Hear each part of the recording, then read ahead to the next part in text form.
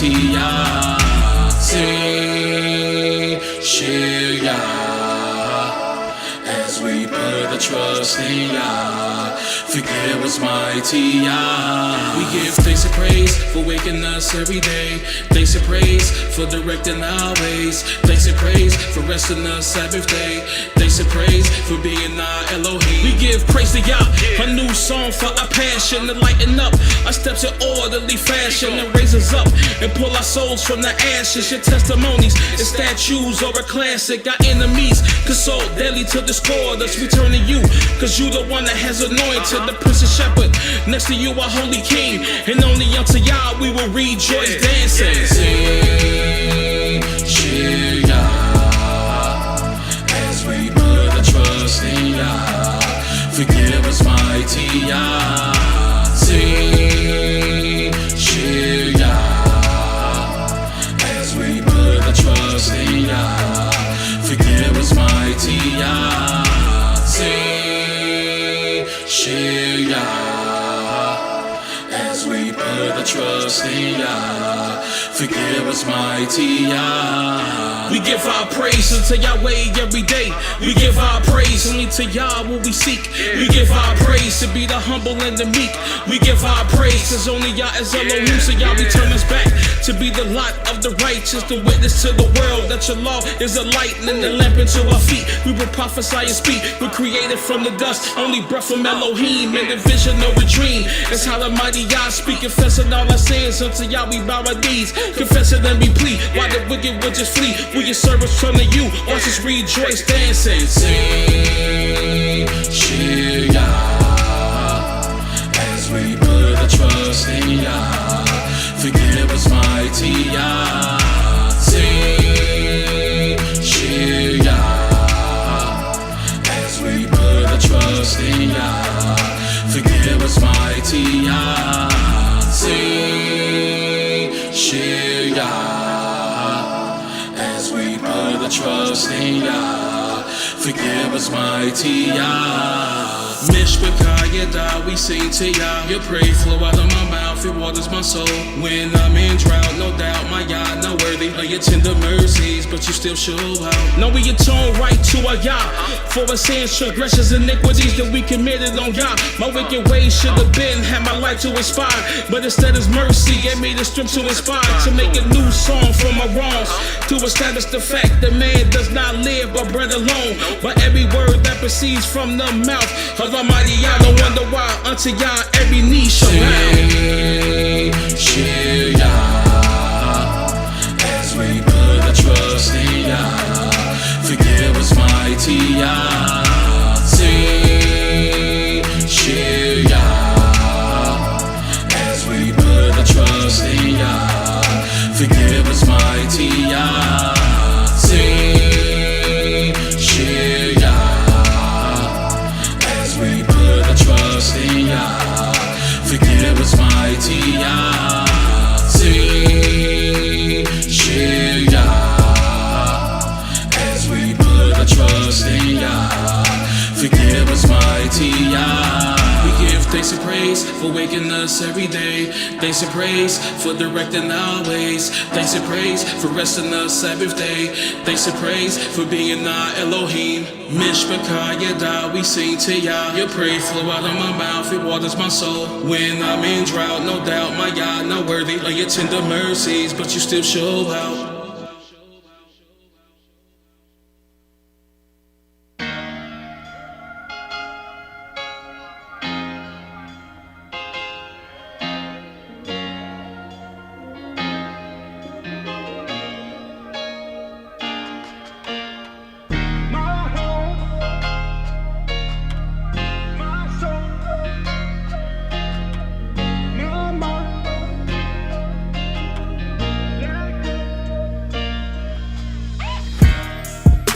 With all of my heart and all of my soul, with all of my mind, I won't let go. I hold on to Yah. I hold on to Yah. I hold on to Yah. I hold on start to trip, I hold on, yeah. Even when I'm in fear, or even when the car flips, you know I hold on, yeah. Just take it from me, give them all your love and walk faithfully and just hold on, yeah. When the bottle, the weed, and shorties don't feel your lust, we just hold on, yeah. With all of my heart and all of my soul, with all of my mind, I won't let go. I hold on, yeah. I hold on, yeah. I hold on, yeah. I hold on, yeah. Through all the wins and the losses, lynchings, beatings, and the police holocaust. Hold on, yeah. For 4 centuries, the refugees, Tuskegee disease, we just hold on, yeah. No matter how many die, we remain the apple of Yah's eye. Hold on, yeah. Who else been with us through all of our sins? Yah say return again. Hold on, yeah. With all of my heart and all of my soul, with all of my mind, I won't let go. I hold on, yeah. I hold on, yeah. I hold on, yeah. I hold on, yeah. With all of my heart and all of my soul, with all of my mind, I won't let go. I hold on, yeah. I hold on, yeah. I hold on, yeah. I hold on, yeah. I hold on, yeah. I hold on, yeah. I hold on, yeah. I hold on, yeah.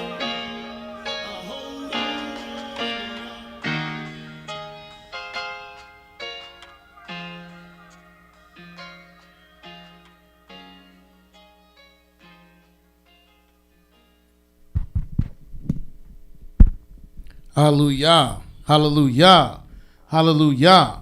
Praise the mighty Yah. Yah is righteous, Yah is holy, and let Yahweh be magnified.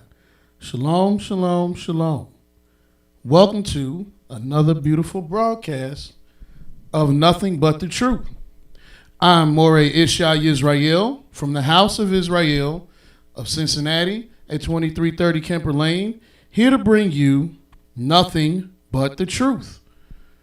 We praise Yahweh that you have joined us to watch and hear our program, for we know the only reason that you have tuned into our program is because of your great fear and your great love towards the mighty Yah.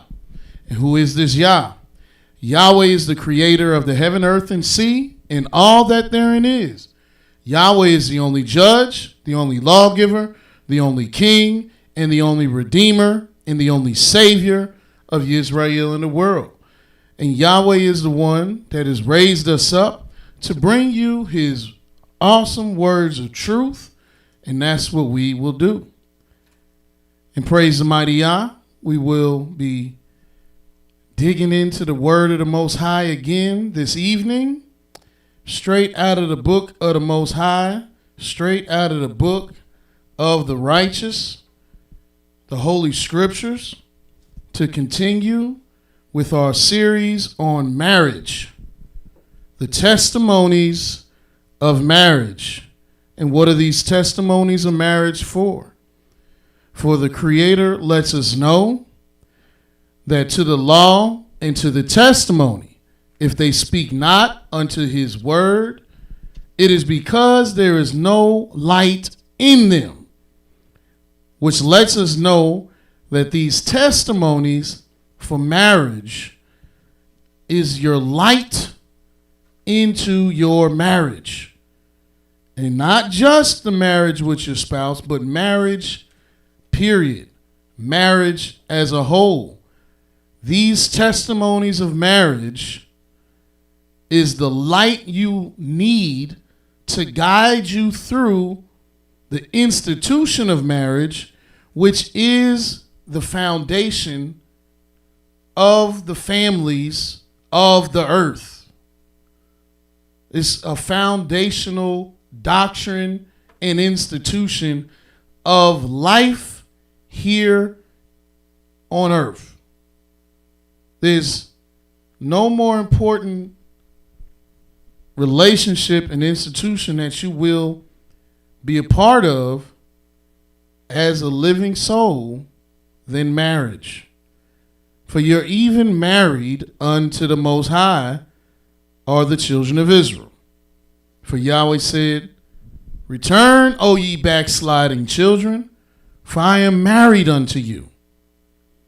And so not only do you become married as an adult, but you are also married to the Creator as the children of Israel. And what does this word marriage mean? It means to come together, to be joined, to be joined. And we're in the 3rd month of Yahweh's year. We're in the 3rd month. So it's only befitting, it's only orderly that we deal with marriage as we have been doing. And we've dealt with marriage part 1, in which we learn that Adam and his wife, the first testimony of marriage, their testimony was their oneness. Yahweh wanted us to see, He wants us to learn that marriage is for unity, oneness. How can two walk together unless they be agreed? You must be one with your wife. You must be one with your husband. You must be one in marriage.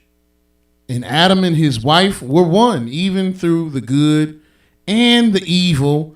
They were one. For it's not good for man to be alone. Yet once you receive this wife, you all have to be one. Don't be two separate entities, for that's not the purpose of marriage. For the purpose of marriage is to be joined. And in being joined, you must be one.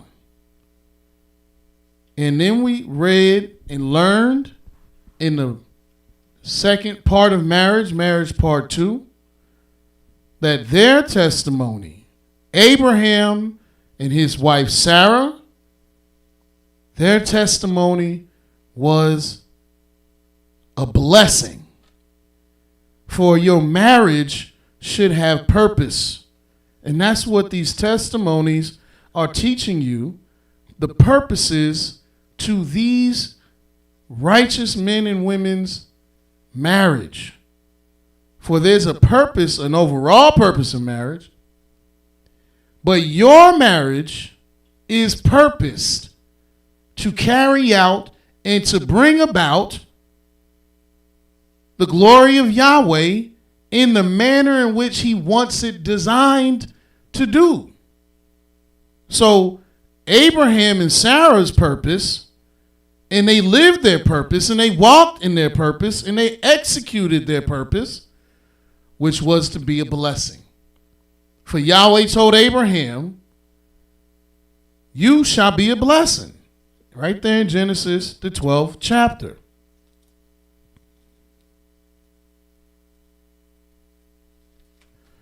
In Genesis, the 12th chapter,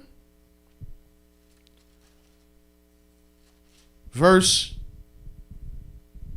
2, it reads, "And I will make you a great nation, and I will bless you, and make your name great, and you shall be a blessing."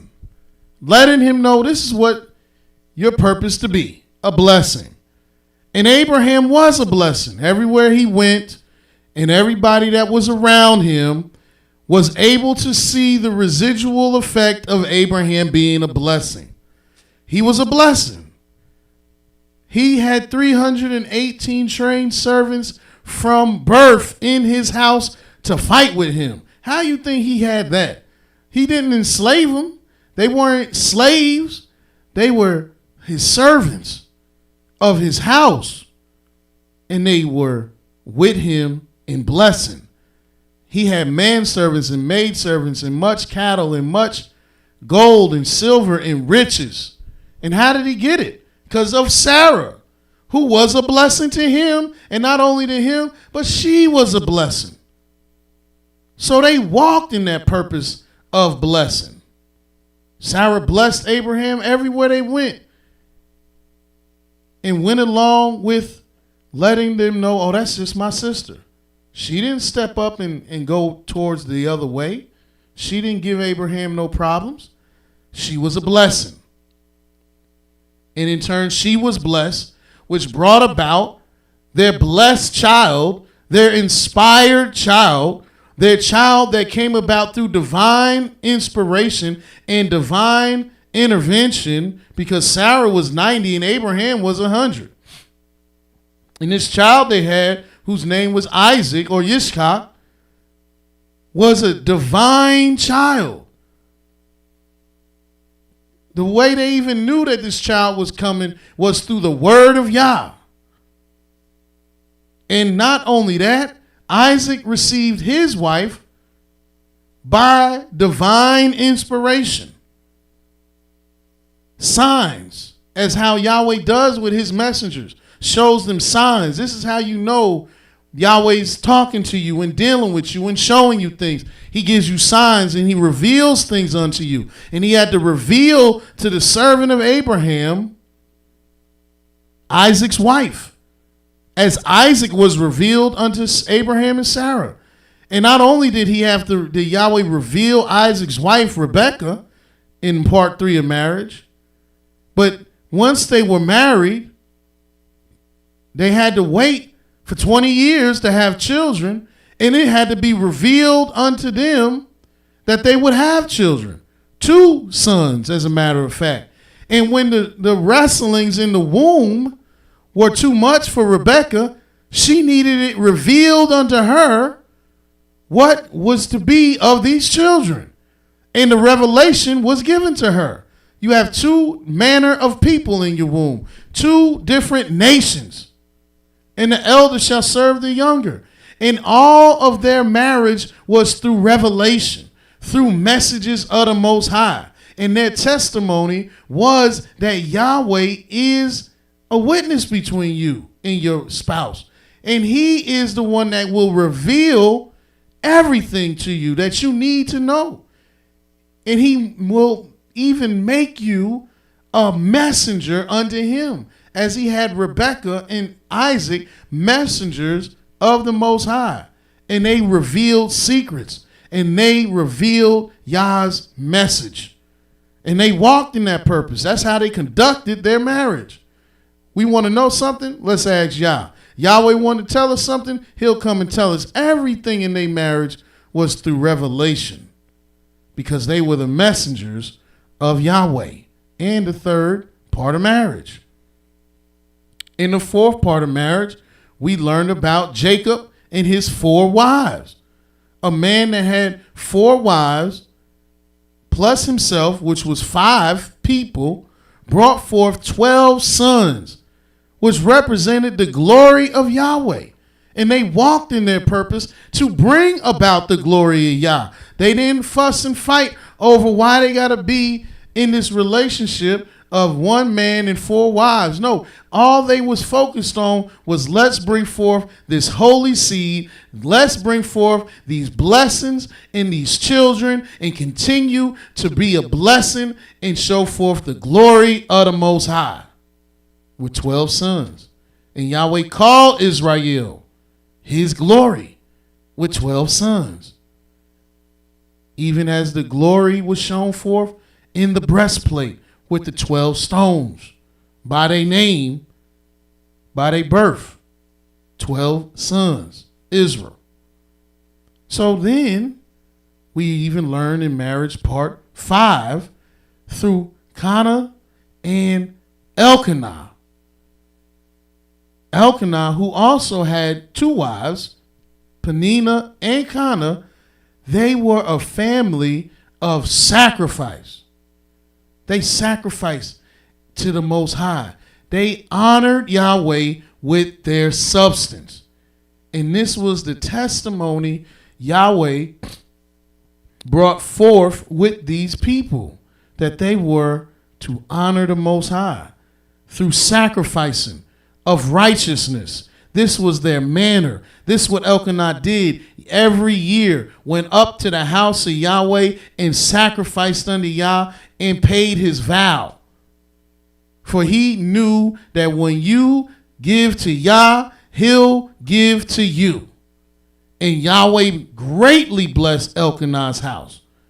Not only did Peninnah have sons and daughters, but when Cana went unto Yah and poured out her soul unto the Most High, and vowed unto Yah as her husband vowed, and sacrificed unto Yah as her husband sacrificed. And what did she vow? And what did she sacrifice? She vowed to give the first child, that man child that she asked for, to give him to the Most High to be a Nazarite, that no razor shall come upon his head all the days of his life, and that he shall be with Yahweh in Yah's house forever. And this was Samuel.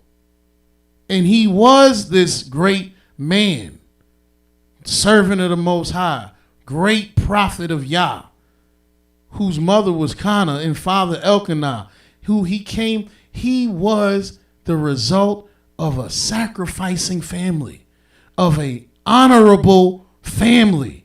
They honored Yah with their substance, even the first of their increase. And this man was a blessing, was a jewel, and was a messenger unto the children of Israel. Out of all the judges, Samuel was the greatest. And he came from a honorable mother and father. And that was their testimony, to honor Yah, to sacrifice to Yah. And you got to understand that in marriage, if you look at these things in marriage, if you're not one, if you're not going to work and walk to be a blessing, not to just others, but the blessings start in the house, in the family. Bless your wife and children. Bless your husband and father and mother. Bless your family, and not just with gifts, but bless them when you rise in the morning. Bless them throughout the day.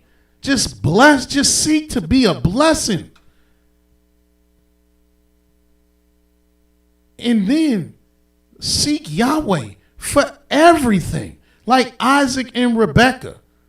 Call on Yahweh and entreat Yahweh for everything you need, for every hurdle you need to jump over, every hill you need to climb, every challenge you have, like Isaac and Rebekah. Entreat Yahweh. Call on the Most High, and he will reveal unto you the answer. He'll give you the answer. And like Jacob and his 4 wives, work to be about Yahweh's glory. That's who you are anyway. Glorify the Most High. Know that your purpose is to glorify Yah, and walk in it as Jacob and his 4 wives did. And you can't be a part of this marriage to Yahweh, to your spouse, if you don't sacrifice, especially the sacrifices of righteousness. How else are you going to receive goodness from the Most High if you don't make these covenants with the Creator and these vows to the Creator and honor Yahweh with your substance in the first of your increase, as Kana and Elkanah did. And so now we're in marriage part 6. And who would be this couple, this marriage that we would look at to see what testimony Yahweh would bring forth? And you might be thinking, you very intelligent students, well, this is 6 and we did blessing second. Why did you do blessing second? And now you're at 6. How are you going to do blessing again? Well, where do your blessings come from? Your blessings come from heaven. And what was made on the second day? Heaven. And where did Yahweh speak to Abraham from? Heaven. So not always what it seemed. Sometimes you got to look deeper to see, well, why is the blessing at 2? Well, that's where my blessings come from, is heaven. My blessings come from the Most High. The name of Yahweh shall be upon you, and blessings shall come upon you. He was heaven sent. Isaac was heaven sent. Yahweh came and spoke to Abraham. He came from heaven to come talk to Abraham. Isaac was a child from heaven. Only the Most High could do this. That was the second, but it was a blessing. So now we're in marriage part 6. And what testimony will Yahweh show us in marriage part 6? Well, let me take you to the book of Ruth so you can see who Yahweh wants us to know, this light. He wants us to see this light in this woman and her husband that came to be Boaz. So for Ruth, she will be our marriage part 6. Her and her husband that came to be Boaz. But why? And what is the testimony? Well, let's look at the book of Ruth, and let's look at the first chapter. In the first verse, now it came to pass in the days when the judges ruled that there was a famine in the land, and a certain man of Bethlehem, Yehudah, went to dwell in the country of Moab, he and his wife and his 2 sons. And the name of the man was Elimelech, and the name of his wife Naomi, and the name of his 2 sons Mahlon and Chilion, Ephrathites of Bethlehem, Yehudah. And they came into the country of Moab and continued there. And Elimelech, Naomi's husband, died, and she was left of her 2 sons, and they took them wives, women of Moab, which you know they shouldn't have done. As the law lets you know, don't join yourselves unto the Moabites. But these men did this. And why would Yahweh have us look at this? Well, let's keep reading. The name of the one was Orpah, and the name of the other was Ruth. And they dwelt there about 10 years. So you got Orpah and Ruth. And incidentally, Ruth name means friend. And Mahlon and Chilion died also, both of them. And the women was left of there of her 2 sons and her husband. So Naomi not only became a widow, but she became childless as her children died. Then she arose with her daughters-in-law that she might return from the country of Moab, for she had heard in the country of Moab how Yahweh had visited his people and given them bread. Therefore she went forth out of the place where she was, and her 2 daughters-in-law with her. And they went on the way to return to the land of Yehudah. And Naomi said to her 2 daughters-in-law, Go, return each to her mother's house. Yahweh deal kindly with you, as you have dealt with the dead and with me. Yahweh grant you that ye may find rest, each of you in the house of her husband. Then she kissed him, and they lifted up their voice and wept. And they said unto her, Surely we will return with you to your people.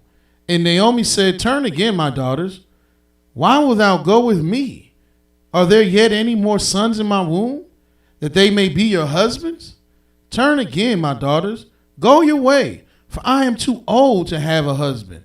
If I should say, I have hope, if I should have a husband, also tonight, and should also bear sons, would you wait for them till they were grown? Would you stay for them for having husbands? No, my daughters, for it grieves me much for your sakes that the hand of Yahweh has gone out against me. So she's letting them know, like, look, it's a wrap for me. I'm not going to have any more children. And I know y'all want to be around me. You love me. I love you. But I'm too old to have children. And y'all basically too old to wait for me to have children, even if I had children today. It's not going to happen. And so, verse 14, and they lifted up their voice and wept again. And Orpah kissed her mother-in-law, but Ruth clung to her. So Orpah was like, all right, I'm out. But Ruth just wasn't going to leave. And this is what Ruth said. And she said, Behold, your sister-in-law is going back to her people and to her Elohim. Return you after your sister-in-law. But Ruth said, Entreat me not to leave thee, nor return from following after you. For where you go, I will go. And where you lodge, I will lodge. And your people shall be my people, and your Elohim my Elohim. Where you die, I will die, and there will I be buried. So Ruth let her know, wherever you go, I'm going to go. Wherever you live, I'm going to live. Your people, they going to be my people. Your Elohim going to be my Elohim. Where you die, that's where I'm going to die. And where you buried, that's where I'm going to be buried. This is what Ruth let her know. Like, look, I'm not even a Moabite no more, basically. Whoever them people was that I came from, that ain't me. I'm with you. I don't know what deity they serving. There's only one. It's Yah. I don't know what people you talking about. I'm only with Israel. I don't know what land you want to be in. I'm in Israel. Whatever house you want to be in, that's where I'm going to be at. And yes, where you die at, that's where I'm going to die at. And the place they bury you, that's where I'm going to be buried. She completely humbled herself. Humbled herself to the place where she said, I don't want to even be mentioned among the Moabites. I don't even want to be among them. I'm going to be where you are at. This was a display of humility. Just great humility. And when Naomi seen this, she said, well, look what it say. In verse 17. It say, where you die, I will die, and there will I be buried. Yahweh do so to me, and more also, if anything but death part you and me. She was serious. I'm not going nowhere. And when she saw that she was steadfastly minded to go with her, then she left speaking to her. And so they went until they came to Bethlehem. Letting you know, Naomi said, okay, I guess you a real one. Let's go. So you see, she humbled herself, Ruth, to say, I'm going to be a part of your people. And how many strangers do you read that do this? How many strangers do this? Yes, Yah said if you would have gone to another nation, surely they would have listened. But Yahweh don't just go to another nation and give them the law. No, they got to come to you.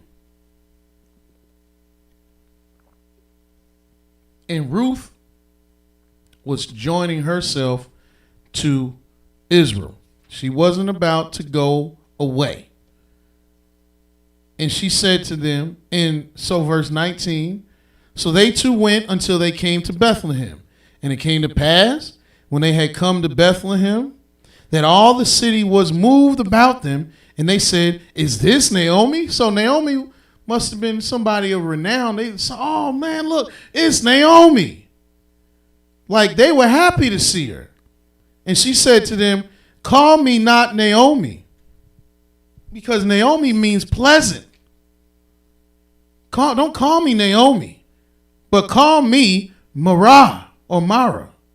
Just like the waters of Marah, which means what? Bitter. Just like the precept you learn in the book of Shemot, names. See, this is why you got to know these names. Marah, it means bitter. And Naomi said, nah, don't call me pleasant. Call me bitter, because I've been greatly afflicted. The Almighty has dealt very bitterly with me. I went out full, and Yahweh has brought me home again empty. Meaning Yahweh humbled her. She was humble. Why then call you me Naomi? Why you call me pleasant? Seeing Yahweh has testified against me, and the Almighty has afflicted me. Meaning the Almighty done brought her low. Done brought Naomi low. And Naomi being brought low was low enough, humble enough to see that this Ruth was humbling herself. So Naomi returned, and Ruth the Moabitess, her daughter-in-law, with her, which returned out of the country of Moab. And they came to Bethlehem in the beginning of the barley harvest, which is, of course, around Abib. So you have Ruth and Naomi, one woman, Naomi, who was afflicted from the death and the loss of her family. And so her affliction was upon her. And so she was humbled. And then you have Ruth, who also was a widow, was humbled, but so humbled that she said, no, I'm with Naomi. I'm going to be with her. This is my mother. I'm going to look out for her. And this is what you have setting up. And you could even go to the second chapter of Ruth in the first verse. And Naomi had a kinsman of her husband's. Naomi had a kinsman of her husband, a mighty man of wealth, of the family of Elimelech. And his name was Boaz. And Ruth the Moabitess said to Naomi, let me now go to the field and glean ears of corn after him whose sight I shall find grace. And she said to her, go, my daughter. So you see, Ruth wasn't just about to hang around and basket weave and knit with Naomi, just sit around and do nothing. Naomi was an older woman. But Ruth wasn't. Ruth was a younger woman. And Ruth wasn't going to sit around and hang out in the street corner. She said, I'm about to go to work. She wants to go to work. And she said she's going to go and glean the ears of corn after him whose sight I shall find grace. Now, why is she going to go glean? Meaning she don't have a field. What kind of place are you allowed to just go start gleaning? Well, hold this and go to the book of Leviticus, the 23rd chapter.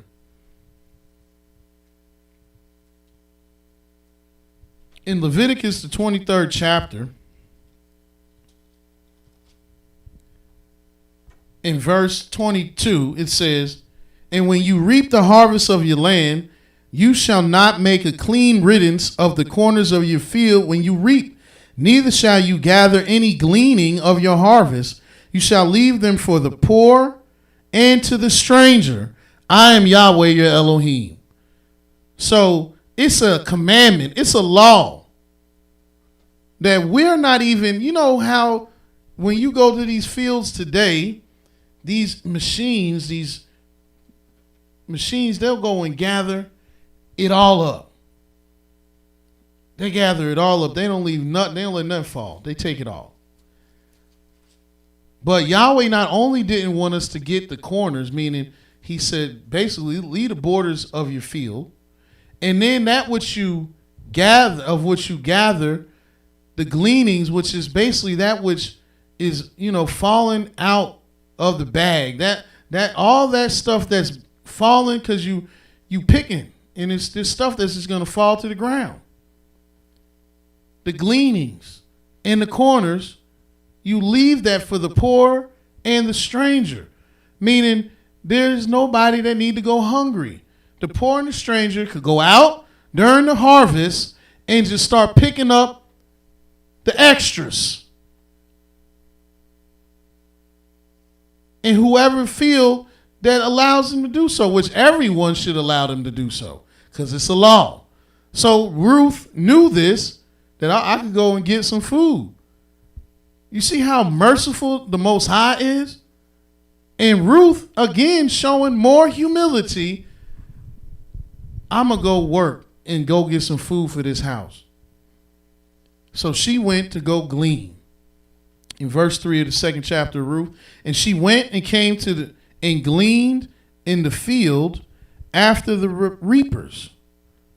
And she happened to come upon a part of the field belonging to Boaz, who was the kindred of I can't even say his name no more. Elimelech. And behold, Boaz came from Bethlehem and said to the reapers, Yahweh be with you. Now here's this mighty man of wealth, meaning he's super rich, basically. He got a lot of money. He has a lot of riches. Very wealthy. And here he comes, and how does he greet the people that work for him? He greets them. Number one, he's greeting them. How many of you don't work for somebody, some supervisor, and they don't even say nothing to you? They just walk past you. Or people that's mighty and wealthy, they don't even look at you. Their heads high up in the sky, and they don't say nothing. Well, Boaz, he was a humble man. He said, Yahweh be with you, giving them greetings of peace, greetings of great mercy and blessings. Yahweh be with you. And then they answered him, Yahweh bless you. What kind of people is this? These are the kind of people that kept Yahweh in their mouth, Yahweh in their mind, Yahweh in their heart, that they would even greet each other with these merciful greetings. This was the type of people that showed great humility. And then Boaz said to his servant that was set over the reapers, whose damsel is this? And the servant that was set over the reapers answered and said, it is the Moabitish damsel that came back with Naomi out of the country of Moab. And she said, I pray thee, let me glean and gather after the reapers among the sheaves. So she came and has continued even from morning until now. And she tarried a little in the house. And then Boaz said to Ruth, hear thou not, my daughter? Go not to glean in another field, neither go from here, but stay here close by my maidens. Now, what kind of man is this? This is a Moabite. This is a stranger. How do you think Israel today would treat a stranger? Well, you ain't Israel? Get out. Go away. Even not just any stranger. This is a Moabite. You know the law, let me show you. Just hold that. Just to show you that we're dealing with a different breed here. You're dealing with a different level of man in this book. In the book of Deuteronomy, the 7th chapter,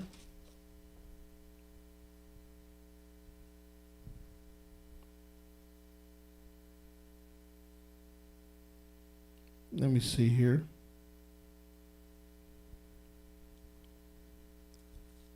Deuteronomy, the 7th chapter. I'm going to pull that up for you real quick. Might have got the chapter wrong. To show how we supposed to deal with Moabites.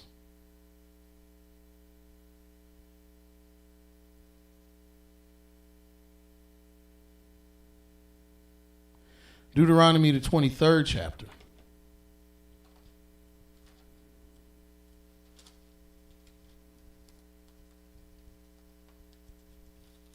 In Deuteronomy, the 23rd chapter,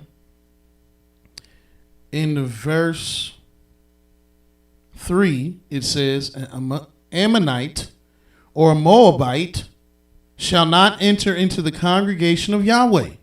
Even to their 10th generation shall they not enter into the congregation of Yahweh forever, because they met you not with bread and with water when you came forth out of Egypt, because they hired against you Balaam the son of Beor of Pethor of Mesopotamia to curse you. So he didn't want you to let a Moabite into the house of the Most High. He don't make no marriages with them. Don't let them in your house. But here is Ruth, a Moabite, who Boaz showed great mercy on. Now, why would he do that? He's going to tell you why. First off, I'll tell you this, because he was humble. He was a humble man. He used humility. How do I know that? Because humility is what is going to let you see the honorable people and the righteous. You're going to see that. It says in verse 9 of Ruth chapter 2, let your eyes be on the field that they do reap, and go after them. Have I not charged the young men that they shall not touch you? And when you are thirsty, go to the vessels and drink of that which the young men have drawn. He's just giving her the red carpet. Be by the young men, go after with my maidens, drink the vessels that the young men have drawn. You don't even gotta do what most people gotta do. You about to be gleaning in my field as if you were one of my servants, as if you was already a part of my house. Then she fell on her face and bowed herself to the ground. Why? Because this woman was humble. This man was humble. They just trading humility. Here's some more humility. Here's some more humility. Let me bow myself because you have just given me great kindness. She bowed herself and said to him, why have I found grace in your eyes, that you should take knowledge of me, seeing I am a stranger?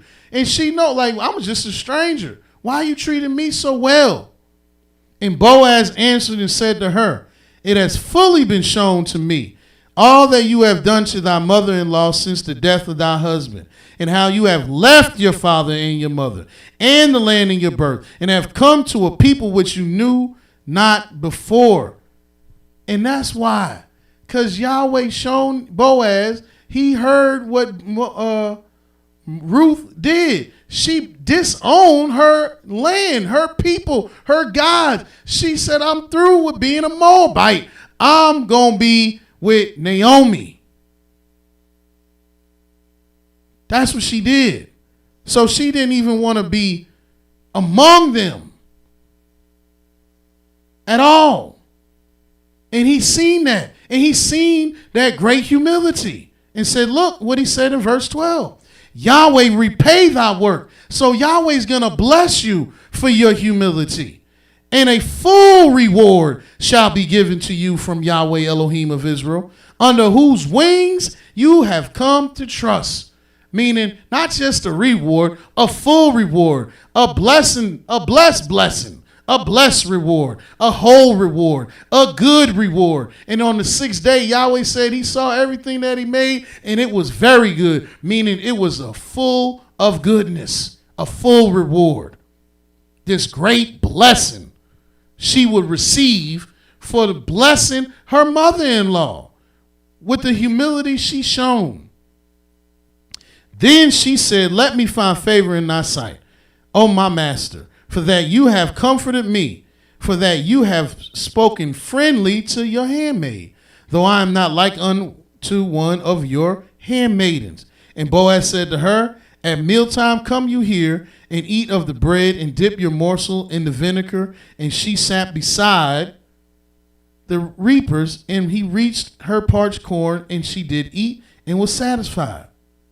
And then look at verse 15.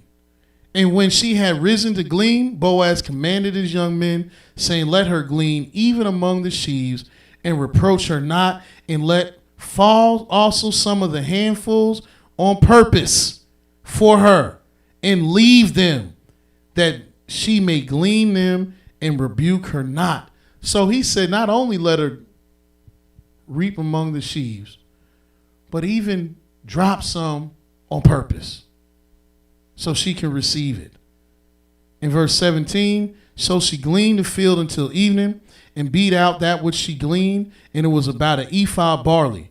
And she took it up and went into the city, and her mother-in-law saw what she had gleaned, and she brought forth and gave her that which she had reserved after she was satisfied. So she blessed her mother-in-law. See, this was acts of not only humility, but kindness. And you have to be kind to be humble. And let me show you this in Proverbs, the 22nd chapter. Because you're starting to see now that these were some very kind people. And what kind of spirit do you have to deal in this type of kindness? In Proverbs 22, verse 4, it reads, by humility and the fear of Yahweh. And that's what they were. They were humble and they feared Yah. And what do you get by humility and the fear of Yahweh? Are riches. Wasn't Boaz a mighty man of wealth and honor? Wasn't he an honorable person? And life. Isn't this what you've seen with them? Honor, riches, and why? Because of humility. Look in Psalms, the 15th division. In Psalms, the 15th division, it reads, and first it asks you, Yahweh, who shall abide in your tabernacle? Who shall dwell in your holy hill? Who's going to be in your house? Who's going to be in your land, Yah? He that walks uprightly and works righteousness and speaks the truth in his heart. Was this not the type of woman Ruth was? He that backbite not with his tongue, nor does evil to his neighbor. She was just a friend to her mother-in-law, which is what her name meant, which means she was a blessing. It would look at verse 4. It says, in whose eyes a vile person is condemned, but he honors them that fear Yahweh. And Boaz seen the fear of Yahweh in Ruth and knew, like, oh yeah, she has to be dealt with honorably, because Ruth seen the fear of Yahweh in Naomi and she dealt with her honorably. So you have this just levels of humility being produced with these people. But let me even show you Isaiah, the 56th chapter, because you're dealing with a stranger. And why would Yahweh use Boaz and Ruth to show us about humility in marriage? Well, because how you going to be married to the Most High? How you going to be married to your husband? And how you going to be married to your wife and you're not humble. I mean, this is virtually impossible. One thing that is terrible in marriage is strife. Strife and contention. It's horrible in marriage. And it says only by pride comes contention. That means only by being the opposite of humble will you contend. So if you married, the only reason you having contention in your marriage is because of pride. And Yahweh is teaching us right here today that you should look at Boaz and Ruth because these were humble people. They didn't even think about contention. They were thinking about humility and the fear of Yah. But look, and you have to be humble to even deal with somebody that's not of your own people. Look what it says in Isaiah 56, verse 1. Thus saith Yahweh, keep thou judgment and do justice, for my salvation is near to come, and my righteousness to be revealed. Blessed is the man that doeth this, and the son of man that lays hold on it, that keeps the Sabbath from polluting it, and keeps his hand from doing any evil. Neither let the son of the stranger that has joined himself to Yahweh, and did not Ruth join herself to Yahweh? Yes, she did. She said, look, Naomi told Orpah and Ruth, go back to your people and to your Elohim. Orpah said, shalom. Ruth said, your Elohim is my Elohim. And Yah said, those that have joined themselves to Yahweh, speak saying, Yahweh has utterly separated me from his people. Neither let the eunuch say, behold, I'm a dry tree. For thus say Yahweh unto the eunuchs that keep my Shabbat, and choose the things that please me. And that's what Ruth did. She chose the things that pleased Yahweh. Humility being chief among them. She humbled herself to Naomi. She humbled herself to the reapers. She humbled herself to Boaz. She chose the things that pleased Yah, which is what? A broken and a contrite spirit. Thou, Yahweh, will not despise. She was low. It's saying Isaiah 57 and 15, Yahweh dwells with the lowly.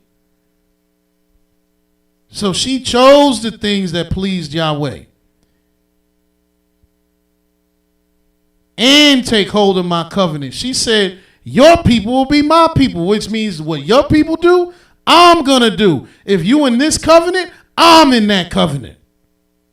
Even unto them will I give in my house and within my walls a place and a name better than of sons and of daughters. And ask yourself,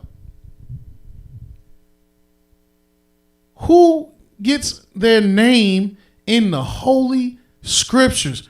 Who gets their name in the book of Yahweh? Out of all the daughters of Israel, all the daughters of Zion, 2 women get a book named after them. One is a Hebrew and the other is a stranger. Ruth, whose name means friend. And look, Yah said, I will even give them a name better than sons and daughters. You can't get no better than being attached to the book of Yahweh. In the book of Yahweh, it says, read about this in the book of the upright, Jasher. We ain't talking about the fake book of Jasher. We're talking about this book of the upright. And who's mentioned in it? Ruth. Yahweh said, you'll even get a name better than sons and daughters. I will give them an everlasting name that should not be cut off. Also the sons of the stranger. And what verse is this? The 6th verse. The sons of the stranger that joined themselves unto Yahweh, like Ruth did, to serve him, like Ruth did, and to love the name of Yahweh, like Ruth did, to be his servants, like Ruth did. Everyone that keeps the Sabbath from polluting it and takes hold of my covenant, even them will I bring to my holy mountain and make them joyful in my house of prayer. For their burnt offerings and their sacrifices shall be accepted upon my altar. For my house shall be called a house of prayer for all people. This is what Yahweh has reserved for the stranger that humbles themselves to serve the Most High. And he's letting you know there's a time where you'll be accepted. And this time with Ruth, in her humility, allowed her to be accepted. Look in the book of Ruth, the 3rd chapter. We might need to go back to the 2nd chapter. Let me see here. Yes, the 2nd chapter.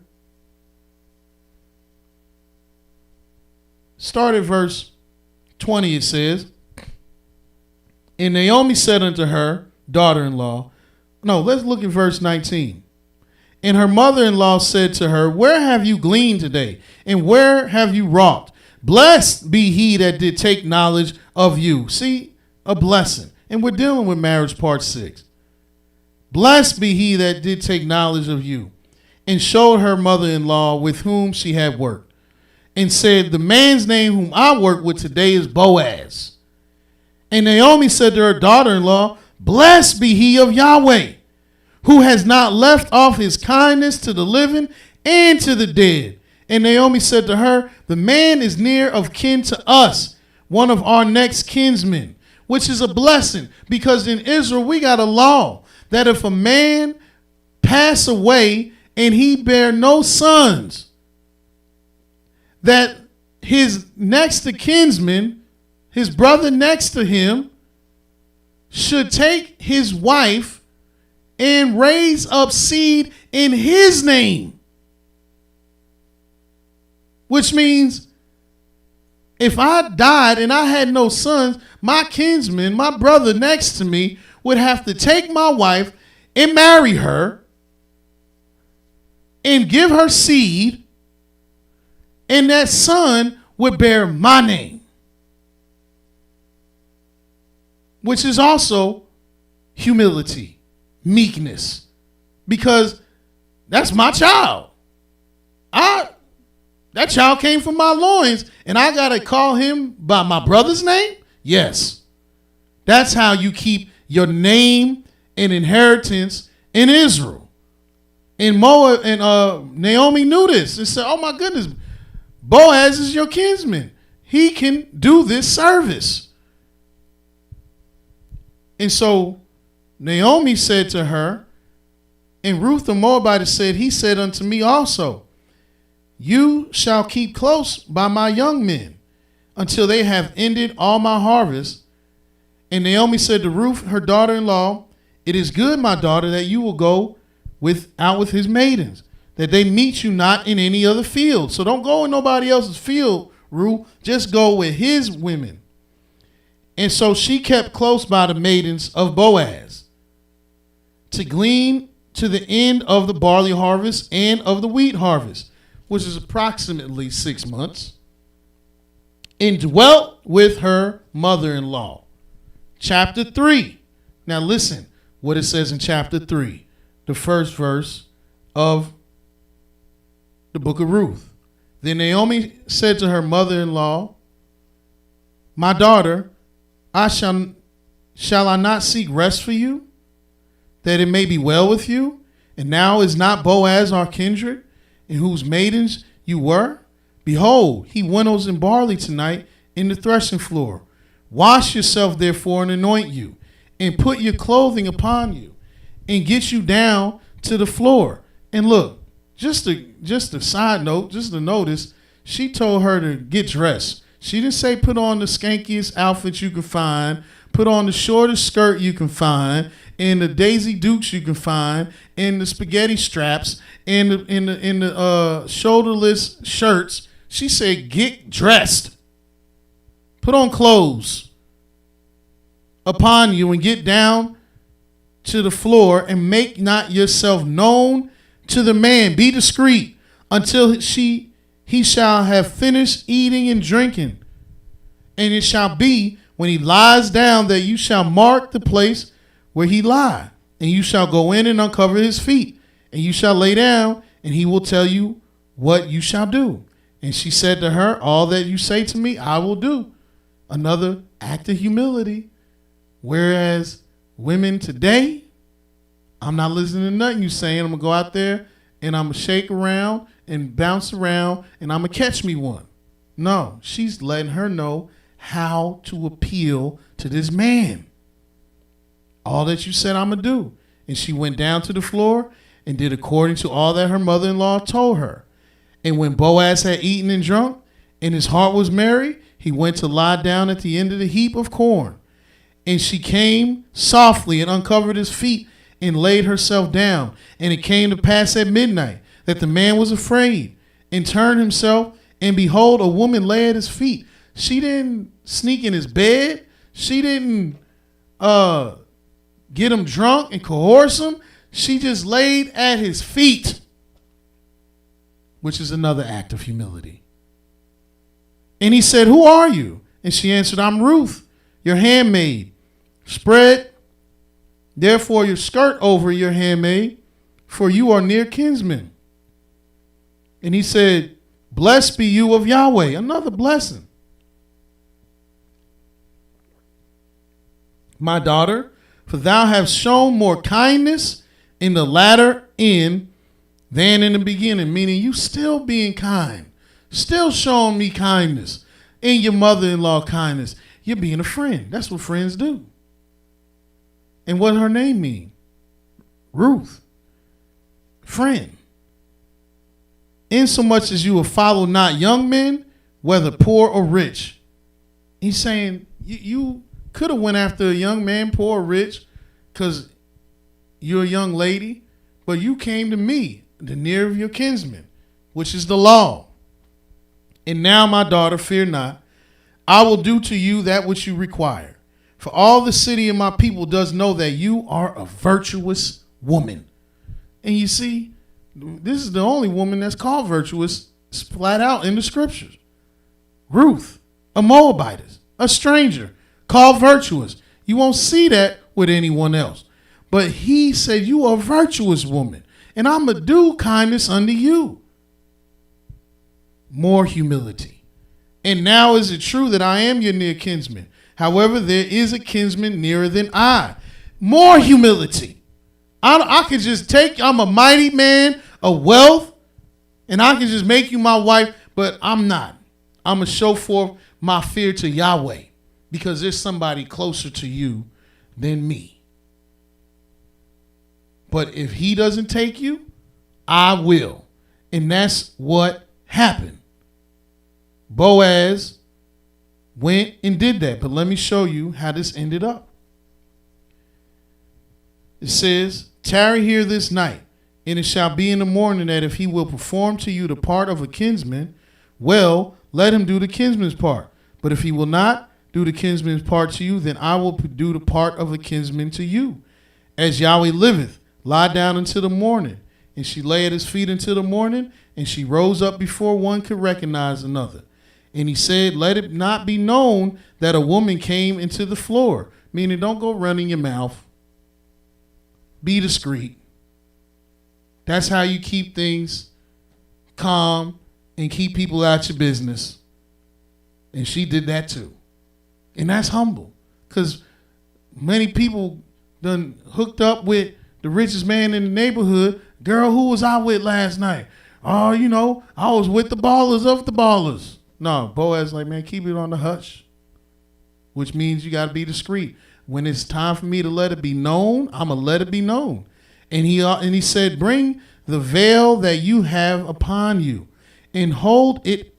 And when she held it, he measured 6 measures of barley and laid it on her. and she went into the city. And why 6? Isn't this marriage part 6? And what do you get from 6? What does the 6 give you? And I'm going to show you. Because you're going to see how many blessings came from this humility that they exercised. And she said, verse 17, to her mother-in-law, these 6 measures of barley gave he to me. Why 6? Then she said, and he said to me, go not empty unto your mother-in-law. Then said she, sit still, my daughter, until you know the matter will fall, for the man will not rest until he has finished this matter this day. And meaning he wasn't going to be like a lot of other folks. I'm going to marry you and take a whole long time. But let me show you this 6. We only got a few more scriptures. The book of Leviticus, the 25th chapter. In Leviticus, the 25th chapter, start reading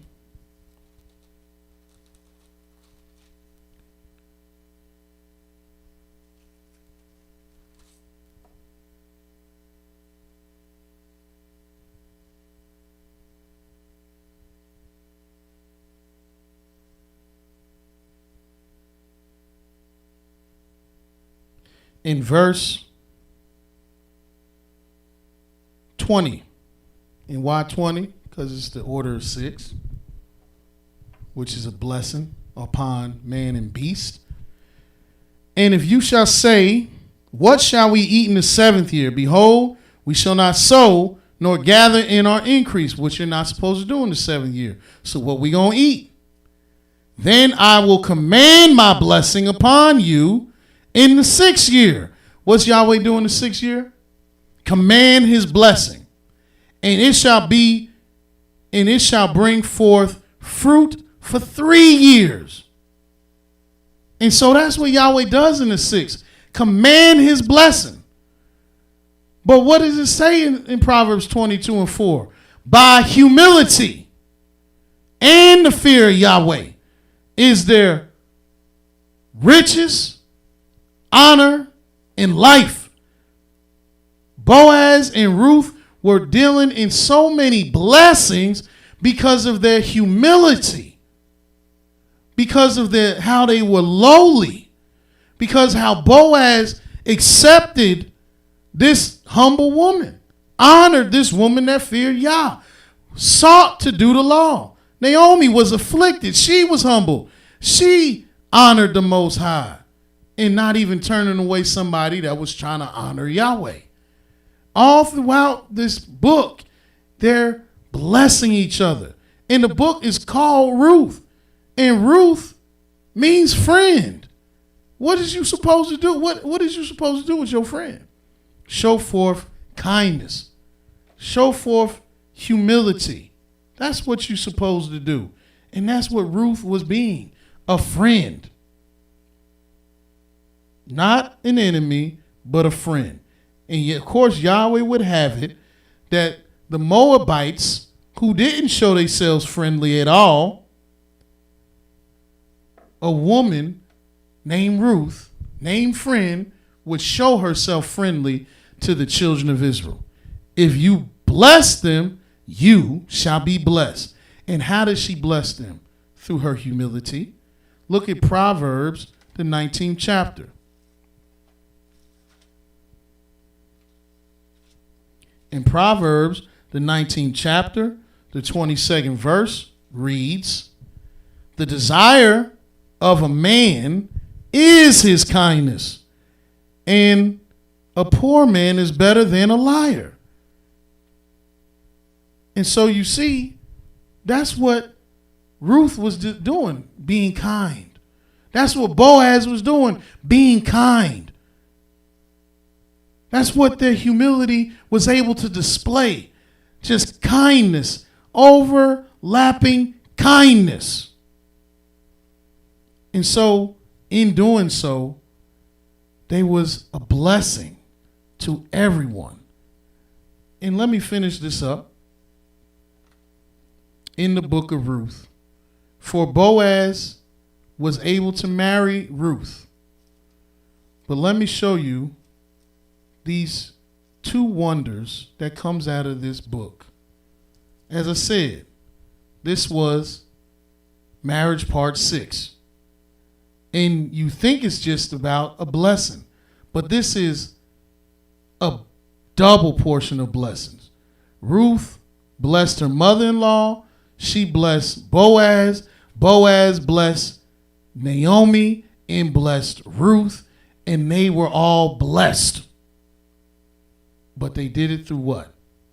Great humility, great kindness. And look at this first act of humility you read about Ruth in the first chapter of Ruth, and let's see how many acts of humility she displayed in Ruth, the first chapter, verse 16. It says, "And Ruth said, entreat me not to leave you, or to return from following after you. Where you go, I will go.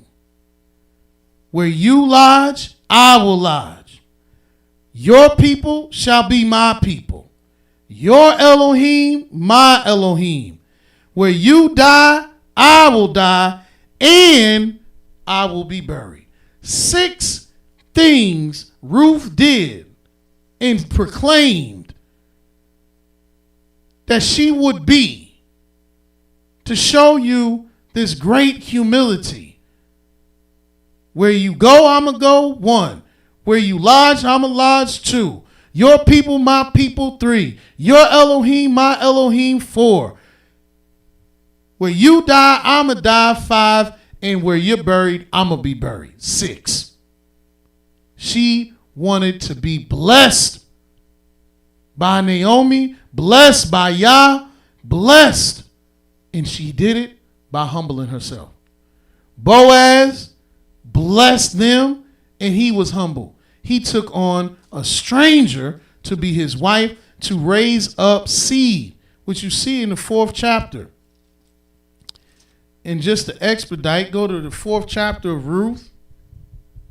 In verse 9 it says, verse 8 it says, "Therefore the kinsman said to Boaz, buy it for yourself. So he drew out off his shoe. And Boaz said to the elders and to all the people, you are witnesses this day that I have bought all that was Elimelech's and all that was Chilon's and Mahalon's from the hand of Naomi. Moreover, Ruth the Moabitess, the wife of Mahalon, have I purchased to be my wife, to raise up a name of the dead upon his inheritance." Meaning, this first child ain't going to be called by my name. "That the name of the dead be not cut off from among his brethren, and from the gate of his place. You are witnesses this day." And all the people that were in the gate and the elders said, "We are witnesses. Yahweh make the woman that has come to you in your house like Rachel or Rachel, a blessed person, and like Leah, a blessed person, which two did build the house of Israel, and do you worthily in Ephratah, and be famous in Bethlehem. And let your house be like the house of Pharez, a blessed man, whom Tamar bore to him, bore unto Yehuda, and the seed on which Yahweh shall give you from this young woman." So Boaz took Ruth, and she was his wife. And when he went in unto her, Yahweh gave her conception, and she bore a son. And the woman said to Naomi, "Blessed be Yahweh," again, because this is marriage part 6, "which has not left you this day without a kinsman, that his name may be famous in Israel. And he shall be to you a restorer of your life, and a nourisher of your old age. For your daughter-in-law, which loves you, which is better to you than 7 sons, has borne him." Meaning the humility was so great. They were so great in meekness and in kindness, honoring Naomi, and doing that law that Yahweh said should be done. And Naomi took the child and laid it in her bosom and became nurse to it. And the woman, her neighbors, gave it a name. And this is what they named it. This is what they saw. This is what they called the baby. There is a son born to Naomi, and they called his name Obed, which means to serve. Yes, and that's humble. That's humility. To serve. Obed. That's the root of Obadiah. Servant of Yah. And this child was called Obed. To serve. The son of Ruth and Boaz. Someone to serve. And this is what we have given Naomi. To serve. This act of humility and meekness. Here's your child. And he is the father of Jesse, the father of David, who is beloved of the Most High. This is who Ruth became in Israel. The grandmother, the great-grandmother of the King David, who will return and be a blessing to the world, whose humility is shown throughout all these scriptures. So, marriage part 6 lets you know your humility will bring you great blessings, even famous blessings, even renowned blessings, if you just walk in humility. For by humility and the fear of Yah is riches, honor, and life. And that's what you will receive in marriage, part 6. Hallelujah. Until tomorrow, Yahweh loves you very much, and so do I. Shalom.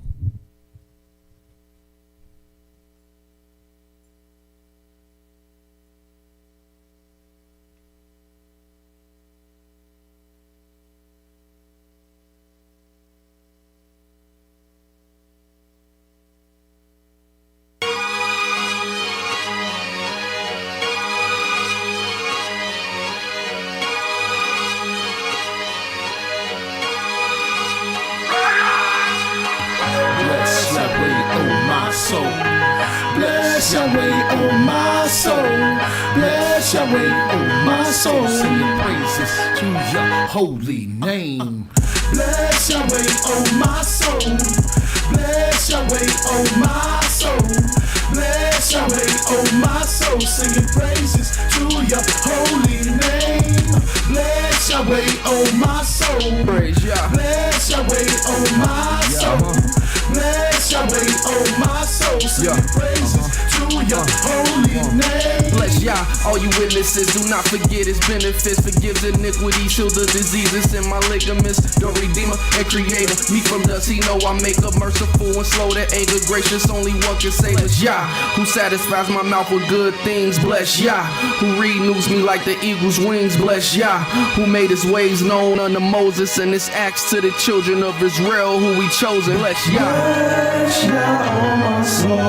Bless Yah, all his angels. Bless Yah, all his hosts. Bless Yah, all his words. Bless Yahweh, oh my